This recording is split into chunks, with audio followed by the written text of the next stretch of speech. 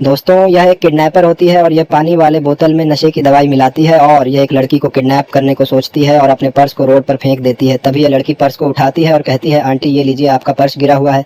तभी यह कहती है, थैंक्स बेटा, ये लो पानी पी लो, तुम थक गई होगी। लड़की पानी की बोतल को लेकर वहाँ से हट जाती है।